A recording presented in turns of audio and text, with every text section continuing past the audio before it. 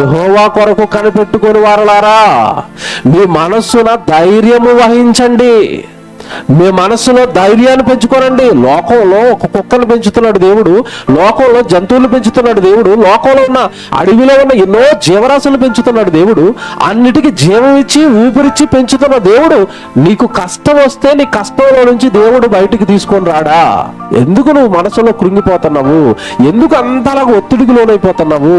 ఎందుకు నీ హృదయాన్ని అలాగా నిందల పాలు చేసుకుని, ఆయాసం పాలు చేసుకుని ఆరోగ్యాన్ని ఎందుకు పాడు చేసుకుంటున్నావు? భూమి మీద ఉన్న మనుషులకు చిన్నతనంలో నాన్న ధైర్యం, పెద్ద దిగిన తర్వాత ఎవరైతే మనకు ఆ ధైర్యాన్ని ఇస్తున్నారో ఆ ధైర్యం వల్ల మన మానసిక ఆందోళన పోతుంది అన్నప్పుడు, ఇప్పుడు భూమి మీద ఉన్న మనుషులందరికీ నాన్న ఎవరు చెప్పండి? దేవుడు. ఆయన వలన నీ జీవితంలో వచ్చిన ఏ సమస్యనైనా తీయడానికి శక్తిమంతుడు కనుక నా కొరకు కనిపెట్టుకుని వారలారా, మీరు ఎలా ఉండాలి?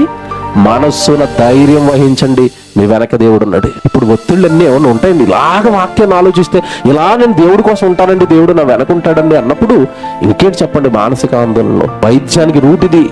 వాడికి దేవుడి మాట మాత్రమే వాడిని ధైర్యపరుస్తుంది, వాడి మానసిక ఆందోళన తీస్తుంది, వాడిని ధైర్యంగా ఉంచుతుంది. హృదయం అన్న మనసన్న ఒకటనండి. ఇది ధైర్యంగా ఉండాలంటే ప్రతి నిత్యము ఆ వ్యక్తి గుండెల్లో ఉండవలసింది వాక్యం, దేవుడి మాట.